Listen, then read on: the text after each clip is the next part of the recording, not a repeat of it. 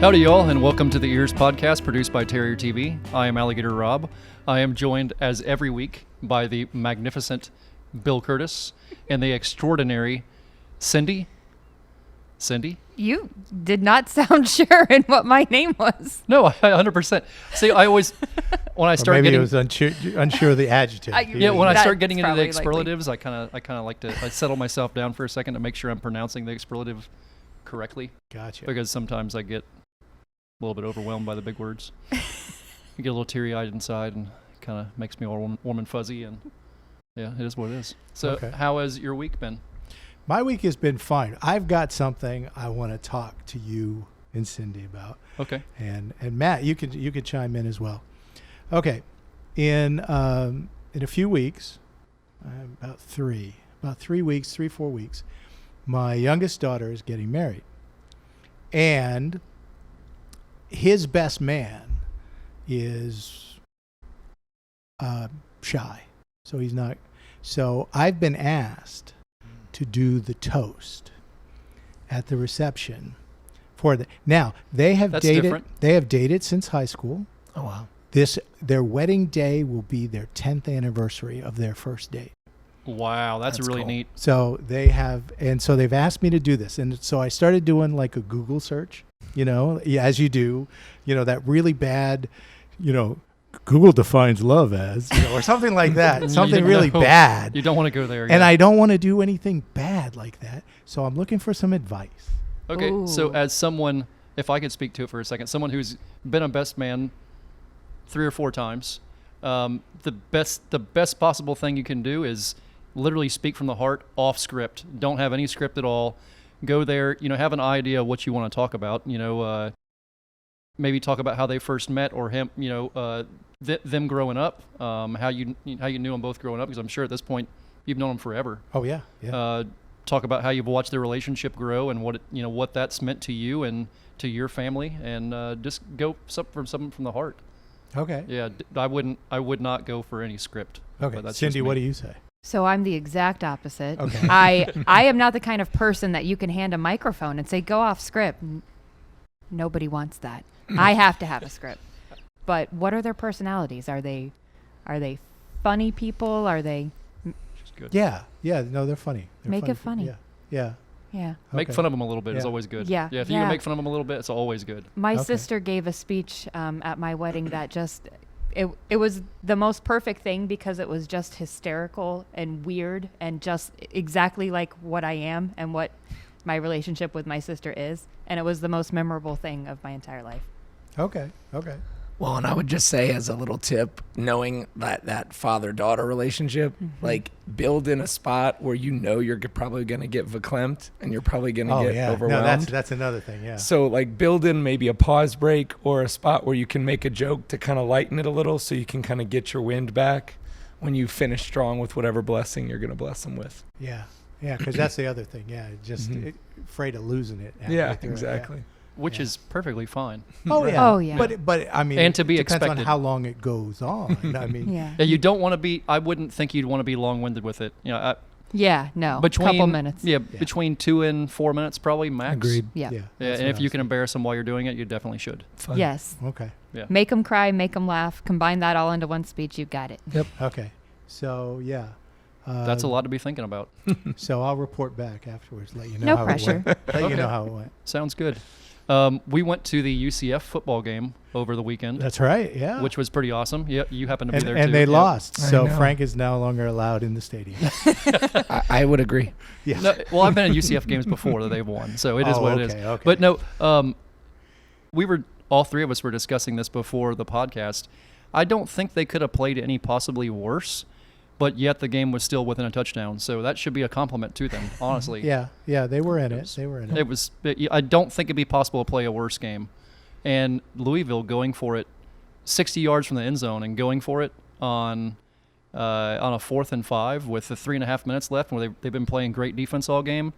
Why would you give a team a short field and an opportunity to go down there and win the game by only having to go 40 yards But see, whenever you've owned it the entire game? I think you had, some different allegiances because, we all know that you work with the University of Louisville. I do, and it was kind of funny. I had no idea they were playing Louisville. And they were texting him during the game. They were. No, what they were texting about was something. Do I even get into this? Go ahead. Okay, Go ahead. so Let's get into why this. not? Okay, Frank is at a football game with me, okay? Yeah. And this is what he's texting about with some. Go ahead. Tell him. So they're we're going to be starting to do, Lord willing, our sampling with alligators will start here on the Space Coast first of the year. And the doctor we work with up there, he was saying, hey, so it's already been through our IUCOC, which is every university or people that do work with animals have an IUCOC. It's like it makes sure all the animals are treated with respect and without hurting them and stuff like that. And they wanted to take sperm samples of these large alligators, and that's what we're going back and forth with. I At said, a football game. He shows me the message and says, what do you think? I said, I think that's a bit above my pay grade. I'm gonna pass the buck on that one and say that's something for you guys to decide on. And I'm I have thinking no that idea. the doctor he's texting with is not watching the game. That's what I'm thinking.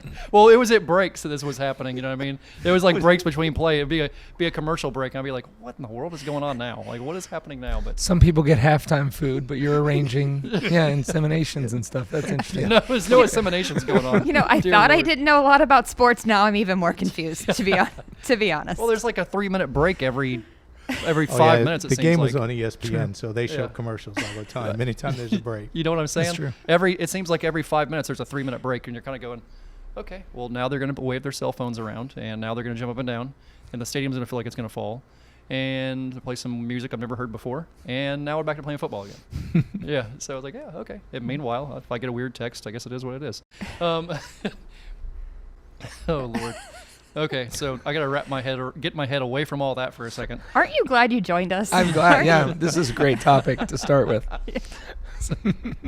All right, you guys ready to get into chatting with our guest? Let's do it. Yeah, okay. Yeah. So today on the podcast, we are joined by a guy that, man, we've known each other for 35 years. It's been a while. 30 years. Yeah, 30 years anyhow. So I've known Mr. Matt Yount here since we were kids. Matt was a former Brevard County Teacher of the Year. You've been given about every award that I think Brevard County can throw at you, rightfully so, and an educator here in Brevard for a very long time. Heck, since we almost graduated, it seems like you've been educating people. Tell us a little bit about your journey and what's been going on. So I graduated from University of Central Florida, go Knights, with my degree in special education. My specialization was mental handicaps, and that was all because of my sister. My sister has Down syndrome, and I just loved working with her and working with her, friends. And so when my original plan of being a lawyer, I realized it's not as much as you see on TV. So I decided I didn't want to do that. So then I realized, what I've always loved is working with handicapped students. So I got my degree in exceptional student education. And then I went and got a master's degree in elementary education. I started my career working with kids that were abused, abandoned, and neglected at Country Acres Children's Home right here in Titusville. And then I worked with Riverview Elementary for 4 years. And then I went and transitioned to Atlantis, which was the school that my children were going to and my wife worked at. So we got to kind of live that for 9 years. And now I'm over at Imperial Estates Elementary here in Titusville. And I've loved every minute of it. Wouldn't change a single thing. And hopefully still impacting lives. Yeah, so if the Yount name sounds familiar, you will have noticed that last week on the podcast we had Stacy, Matt's wife. So the whole family full of educators. True. Yes. How does that all work, Matt? Well, what was really funny is 2 years ago I was able to actually work with my wife in the same kind of job. She was an ESC resource teacher for the little kids, kindergarten through second, and I was a ESC resource teacher for the older kids, 4th and 5th. And so we actually shared an office, and we actually did lunch duty together. So, and we're still married very happily, so that was pretty good. We made it through basically epic. 24 hours a day with each other. That requires a special relationship, without a doubt. Oh, yeah. So, and I married up, for the record. You know, so. You did. She's a keeper. Yeah, without a doubt. You have a role with other teachers in the county here. Mm-hmm. Tell us a little bit about that. Well, I'm in several different capacities. I work with Brevard Federation of Teachers, and I'm trying to be a little bit of a spokesman for Brevard Federation of Teachers when it comes to media, as well as becoming a part of their executive board. I also work with Brevard Schools Foundation. I've been a board member with them for going on 7 years, and we help fundraise for everything from scholarships all the way to backpacks and school supplies to teacher supplies. And then I also helped start the Teacher Leadership Council here a few years back to just kind of galvanize really top teachers to leverage the leadership we have right here in this county to better purpose, for training and for our students' benefit. Okay, so you and Bill can probably speak on this better than me and Cindy will ever understand. But what are some of the major challenges that teachers here in Brevard County and maybe in Florida in general are dealing with? Well, the main one that's kind of facing us now, and I think it's kind of an amalgamation of a lot of different factors, is the critical teacher shortage. Like, we are, I can speak to Imperial, we have 7 vacancies, and it's probably closer to 8 by the time this airs. Like, we are losing teachers at a rate that we're not replacing them. So that puts a bigger burden on the teachers that are there. What do you contribute that to? I mean, if we're being real honest about it, it's been years of wage compression. It's been years of just general malaise and kind of a taking for granted of the profession itself. I think parents have often taken us for granted. I think the community as a whole has sometimes taken teachers for granted and just kind of had a hands-off policy. And we want parents to partner with us. We want the community to partner with schools, and we want to be part of that community. And it felt like for many years, it's felt like they'll do that and then they'll come home kind of mentality. And I think that's just worn teachers down, because we're expected to not only teach, we're expected to be counselors, we're expected to be therapists, we're expected to be nurses, and sometimes Uber drivers, and we're filling a lot of roles with a very finite budget, and that's stressful. So what are the steps that need to? What are some of the steps that need to happen to change all that? I mean, one thing that I know Brevard County's trying to spearhead is more mentorship, so that community members can come alongside these students. Because I right now have 45 students that I'm responsible for, and so it's like I want to be everything I can to those students, but I still have things that I need to do in my family and things professionally.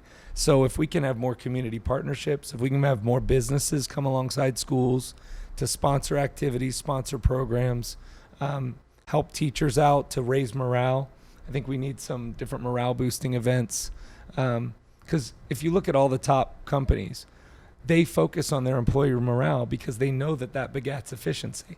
They know that if they're going to throw a company party that sacrifices this amount of time, it'll be made up in the efficiency over the long term. And I just think we haven't done a very good job with employee morale, not just in Brevard County, but statewide or nationwide, really. That's a lot. Yeah. Yeah, it's oh yeah, no, and he works in a happy place. I mean, he's in an elementary school. Elementary schools are happy places. I work in a high school, and we're not happy. Mm-hmm. Yeah. And I would say there's a trickle-down effect, too. Like, if parents value education and support that at home, it makes our jobs infinitely easier. But when we're trying to, fight this good fight of trying to show the value of education, and it's not at least echoed or at least supported at home, it's really tough for the kids to try to pit their teacher who they love and their parents who they love, trying to get those messages, those mixed messages. So a lot of it can just start with an attitudinal shift of just appreciate the fact that your kids have great teachers that teach them skills and life skills and the ability to read and how to get along with others. And I mean, amazing amounts of skills we teach. I see a lot too of, the post-COVID thing, because it's changed a lot of things in kids' attitudes. Mm-hmm. And I don't know how we get past that, because some of it is something as simple as attendance. they don't think anything now of just not coming. Mm-hmm. And in the old days, that wasn't necessarily the case. Mm-hmm. And I don't know how we change those attitudes. I don't know. Yeah. No, I definitely agree that COVID had an adverse effect, but I saw these trend lines happening way before COVID, and then COVID just was like a mass accelerant or decelerant in this case to things like Mr. Curtis is talking about, attendance, attitude. Like, I think kids don't understand a lot of times how much they need education until they don't have it. They don't realize how many doors it will open or how many doors will remain closed with or without those certificates or those skills or those credentials. So how do we change mindsets on all this? How do we take it from spiraling out of control the way you're saying and try to start putting some pieces there to bring it back together? Yeah. Well, I think one thing that we are doing well at the high school level is I think we're doing great, and I want to see it continue, introducing a lot of these CTE type academies, teaching kids real life skills like how to run a podcast or how to prepare meals or how to fix cars. Like, we need more options than just this like kind of outdated college track mindset, which, it's great if you want to go to college, and we want to have that available. But to continue to expand those programs, I would even like to see those programs reach into the middle and elementary schools, because I think, to me, middle schools kind of get a raw end, because it's not the happy place, but it's also not the place where there's all these opportunities either. From a sports, clubs, I would like to see them reach into that 7th and 8th grade span, and even trickle down into the elementary school, so we could find what kids are passionate about early, and then continue to develop those over the next 12 years or whatever. How would you do that? By having local high schools reach out to them and kind of bring their programs over? Or how? I mean, honestly, I would love to see more business partnerships, and we've seen that success in the South County a lot. And I'm just using random companies examples, but like, I would love to see if we want to do more car stuff, well then let's partner with Honda, Nissan, Ford, Chevy, whatever. They're going to need the mechanics, so they're actually helping themselves. I would love to see if banks partner with us and do more financial literacy courses. Oh, that'd be jam up. I would love to see all of these partnerships can exist, and they're already there. Just conversations need to happen. Yeah, we had Community Credit Union come, and they did a big presentation to the seniors and the juniors about financial literacy. Perfect. And all of that. Yeah, it was a really big. And they've been a long time partner. Yes. So we already have people that are doing this. I just want to see it flourish. I want to see others follow that lead, and then us just be able to offer these things, with very little funding impact from Brevard Public Schools. Yeah, because that's the problem is we are cutting funding for schools every single year, left and right. We can't ask the schools to do more with less funding. But these major corporations that are moving into our area and are thriving, like Blue Origin and SpaceX, this is the time for them to give back to the community. Start these programs for the schools. Donate the equipment that's needed. Provide the funding to get these kids trained to work in your companies. Invest in your future. Well, and some of that's happening, like, at Astronaut, they just got a welding program. And it has to do a lot with what's happening out at the Space Center, because they need welders.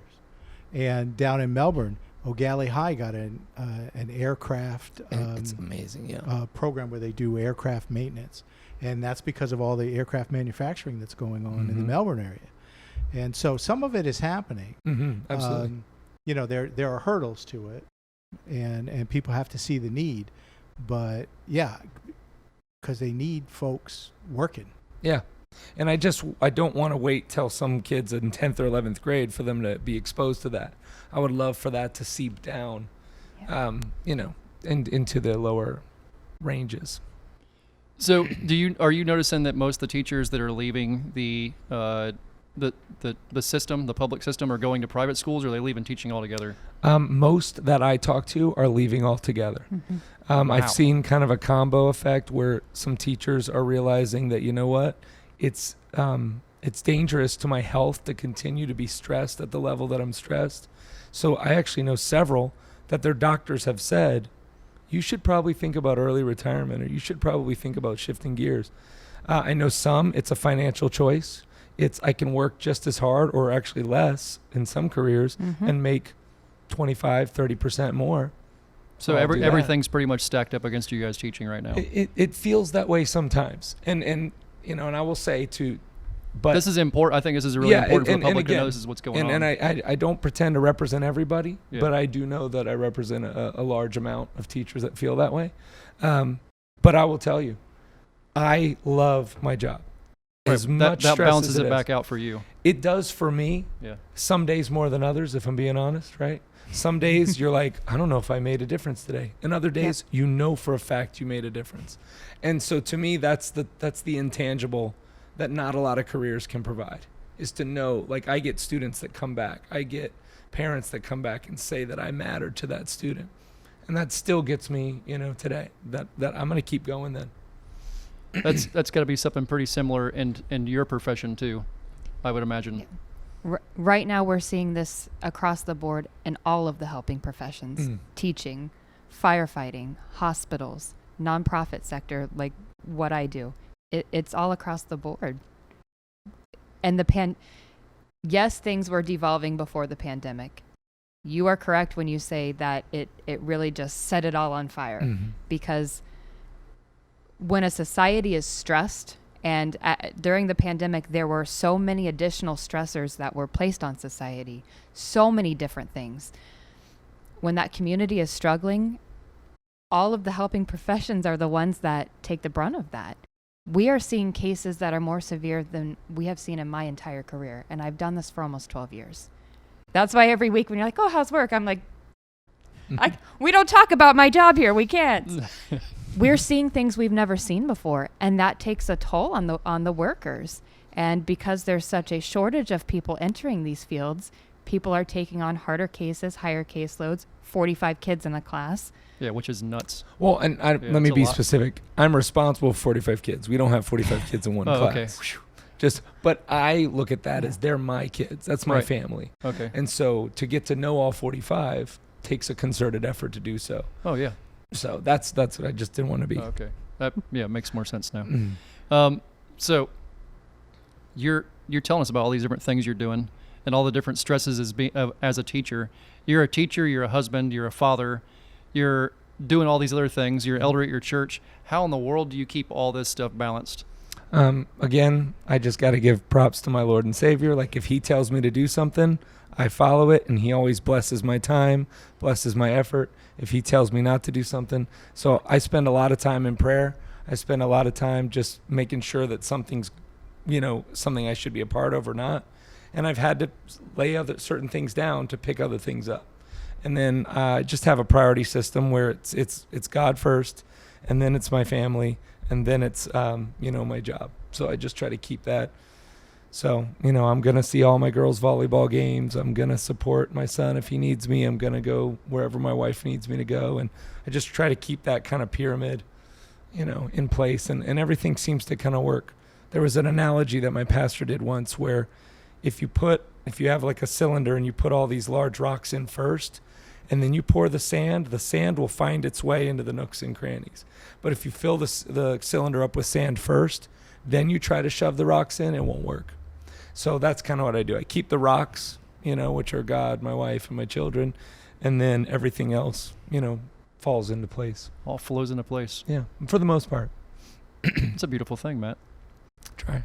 So this week, just like the past few weeks, I asked you to bring some trivia with you. This is where it gets interesting. I was able to do it on my index card. Uh-oh, here we go. All right, so what do you got for us? Is there a topic, or are there several topics? There are several topics, and they're each kind of linked a little bit to me or my life, so I just thought it'd be interesting. All right. So I went to UCF, so we'll start with this one since you guys went to the game. All right. When was UCF officially started? Like the birthday of UCF? The football team or the school in general? The school in general. They put it on a lot of their signage sometimes, so you might actually know the year. I think it's 1962, isn't it? I would say it has to be in the 60s 61. sometime. It's either 61 or 62. I thought it was later than that. No. I feel like it's in the 60s. I wouldn't know when in the 60s, but I feel like it's in the 60s. You guys are pretty good. It's 1963. Okay. So right there. Wow. You're right there. Yeah, you were right on it, Bill. Yeah, that was pretty good. All right. And 1963. yeah.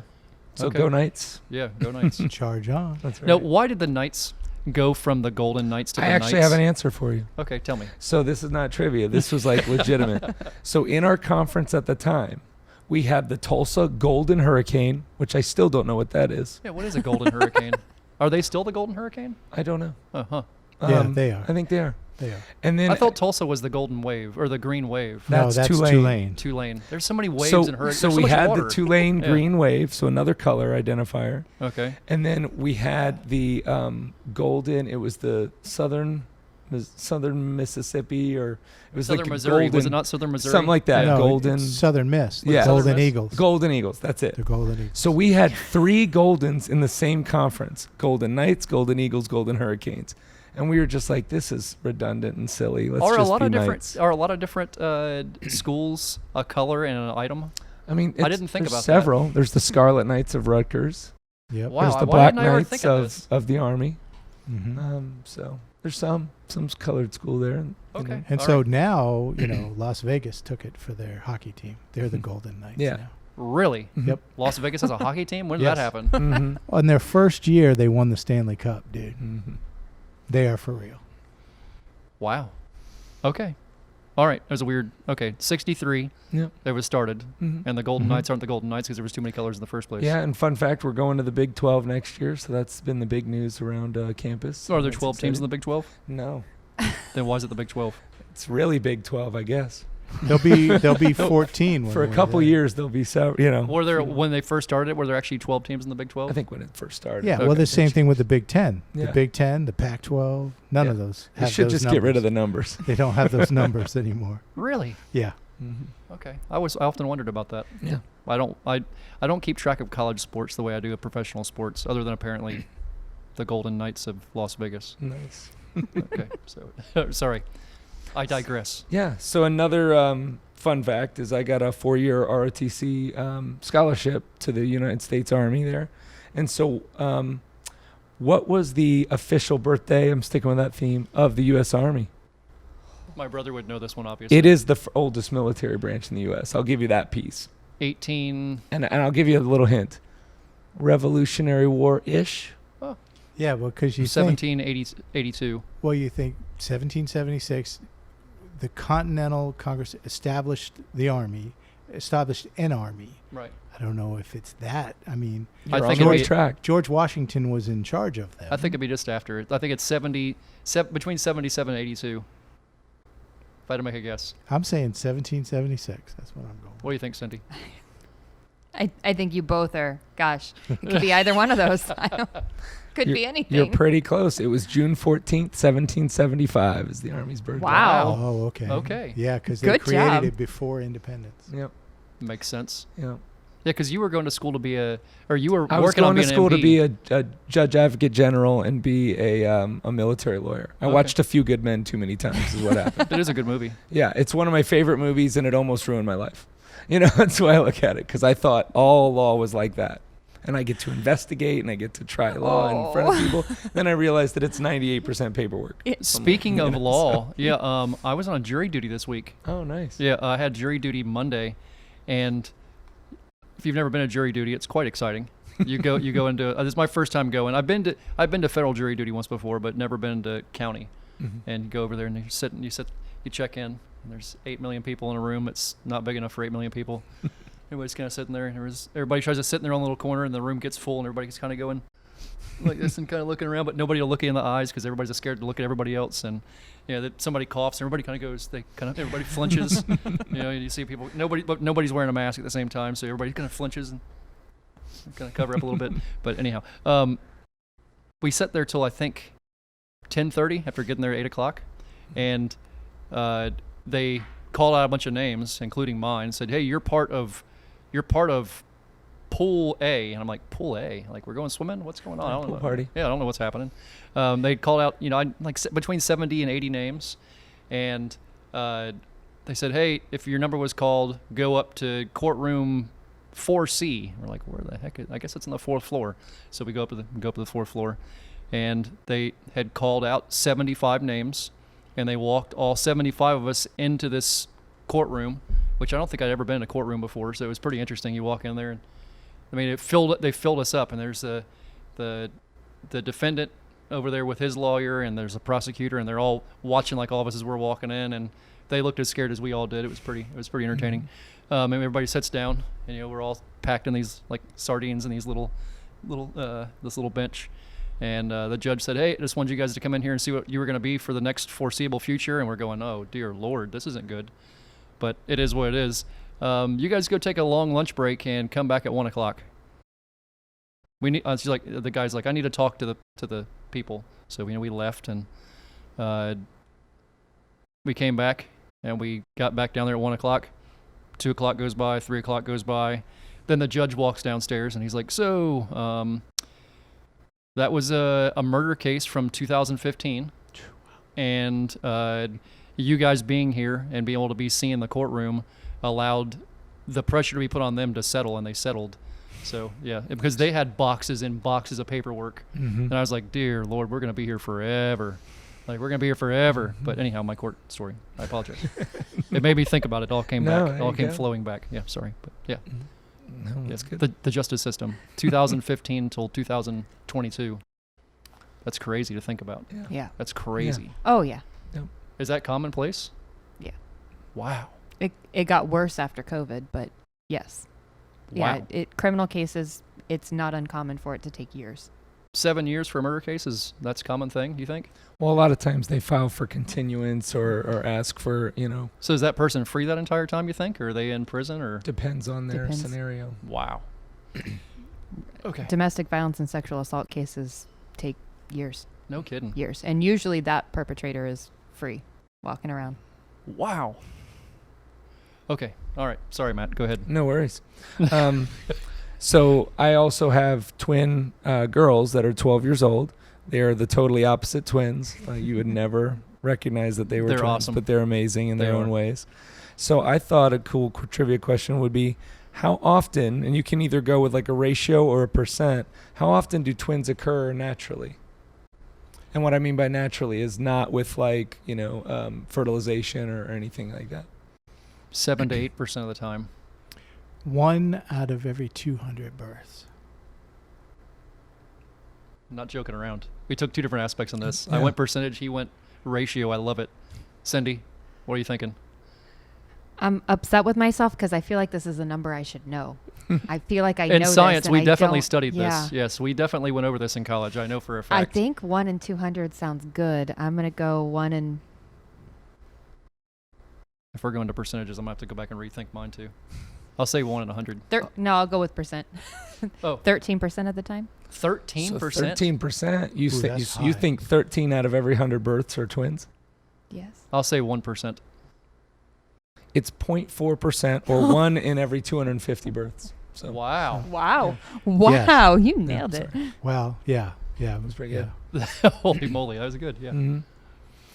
All right. So the next one is another fun fact about me is that I went to professional wrestling school, was a professional wrestler for several years. And he was quite good too. Yeah. I was light heavyweight champion. He was. So, Yep. so the I longest. watched you throw many a guy over your noggin. Right, there you Yes. go. And so who is the longest reigning WWE champion? I'll give you a hint. It's not Hulk Hogan. No, I'm pretty sure it was The Undertaker. I have no No, idea. he had the I'm not- longest I'm not running in that streak of wins. In WrestleMania. Yeah, in WrestleMania. So I don't think now he probably wasn't actually the longest running champion.